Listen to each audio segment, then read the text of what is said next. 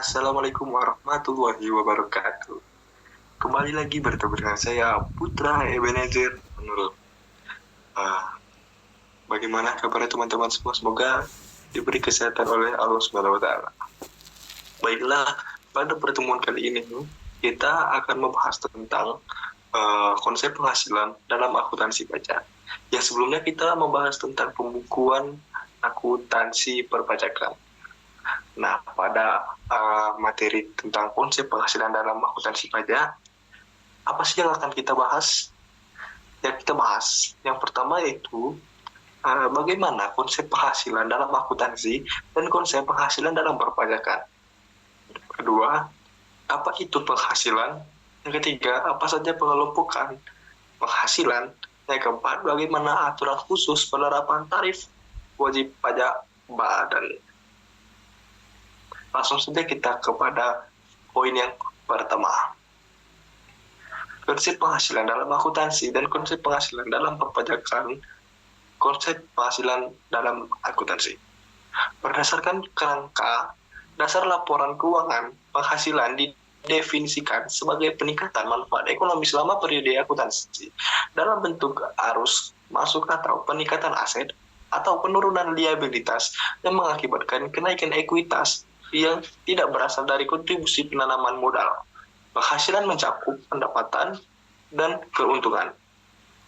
Pendapatan sendiri merupakan arus masuk bruto dari manfaat ekonomi yang timbul dari aktivitas normal perusahaan selama satu periode bila arus masuk itu mengakibatkan kenaikan ekuitas yang tidak berasal dari kontribusi penanaman modal. Keuntungan didefinisikan sebagai kenaikan ekuitas yang berasal dari transaksi peripheral atau insidental pada suatu entitas dan dari transaksi lain dan kejadian serta situasi lain yang mempengaruhi entitas kecuali yang dihasilkan dari pendapatan atau investasi dari pemilik. Dalam akuntansi digunakan pendekatan transaksi dan konsep harga pertukaran sebagai dasar pengukuran penghasilan. Alasan utama digunakannya pendekatan dan harga tersebut adalah karena transaksi yang sebenarnya terjadi dan harga pertukaran bersifat objektif dan dapat diverifikasi kebenarannya.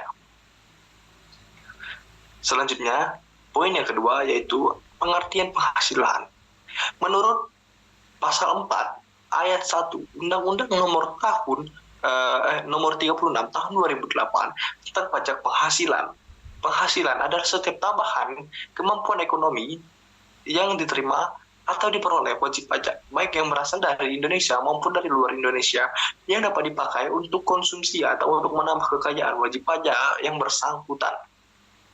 Dengan nama dalam bentuk apapun, termasuk penggantian imbalan yang berkenaan dengan pekerjaan atau jasa yang diterima atau yang diperoleh, termasuk gaji, upah, tunjangan, honorarium, komisi, bonus, gratifikasi, uang pensiun, atau imbalan dalam bentuk lainnya, kecuali ditentukan lain dengan dalam undang-undang yang berupa nomor 1 hadiah dari undian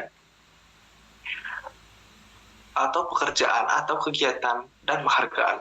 Yang kedua, laba usaha. 3, keuntungan karena penjualan. Yang keempat, penerimaan kembali pembayaran pajak yang telah dibebankan sebagai biaya dan pembayaran tambahan pengembalian pajak. Yang kelima, bunga termasuk premium, diskonto dan imbalan karena jaminan pengembalian utang. Yang keenam, dividen. Yang ketujuh, royalti atau tambahan atas penggunaan hak. Yang delapan, sewa dan penghasilan.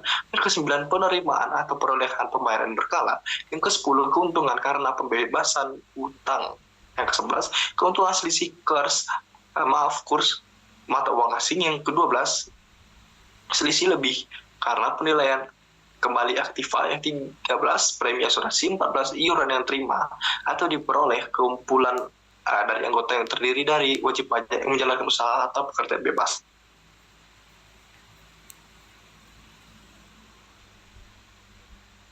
Dan terakhir itu imbalan bunga sebagaimana dimaksud dalam undang-undang. Poin yang ketiga yaitu pengelompokan dalam penghasilan. Undang-undang pajak penghasilan mengandung pengertian penghasilan yang luas sebagaimana jenis penghasilan yang terima atau diperoleh dalam 1 tahun pajak digabungkan untuk mendapatkan dasar pengenaan pajak. Bila dalam 1 tahun pajak suatu usaha atau kegiatan menderita kerugian, maka kerugian tersebut dikompensasikan dengan penghasilan lainnya yang sering disebut dengan kompensasi horizontal, kecuali kerugian yang diderita dari luar negeri. Lebih rinci dapat dipelajari pada subbab penggabungan penghasilan dari subbab kompensasi kerugian dengan memperhatikan tambahan kemampuan ekonomis pada wajib pajak. Yang keempat, poin yang keempat, yang terakhir yaitu tarif pajak dan aturan khusus dalam penerapan wajib pajak badan. Besarnya tarif pajak bagi wajib pajak orang pribadi dalam negeri tersebut untuk tarif tertinggi dapat diturunkan menjadi paling rendah 25%. Perubahan tarif tersebut akan diberlakukan secara nasional mulai per tahun 1 Januari dan diumumkan lambatnya 1 bulan sebelum tarif baru itu berlaku. Efektif, pemerintah mengumumkan hal tersebut kepada Dewan Perwakilan Republik Indonesia untuk dibahas dalam rangka penyusunan rancangan anggaran pendapatan dan belanja lapisan penghasilan kena pajak dan tarif wajib pajak orang pribadi dapat diubah dengan keputusan Menteri Keuangan, yaitu sebagai penyesuaian antara lain faktor tingkat inflasi, tata cara perhitungan pajak terutang untuk wajib pajak orang pribadi atau badan. Perlu memperhatikan pembulatan penghasilan kena wajib pajak dalam penerapan tarif pajak, yaitu dengan terlebih dahulu dilakukan pembulatan angka ke bawah dalam ribuan rupiah penuh. Itulah penjelasan tentang materi singkat kita pada hari ini, yaitu konsep penghasilan dalam akuntansi pajak. Semoga dalam pertemuan minggu kali ini, dalam materi kali ini, dapat dimengerti apa yang saya jelaskan pada teman-teman semua. Terima kasih kepada teman-teman yang telah menonton video ini dari awal sampai akhir. Semoga bermanfaat untuk kita semua dan untuk dipelajari.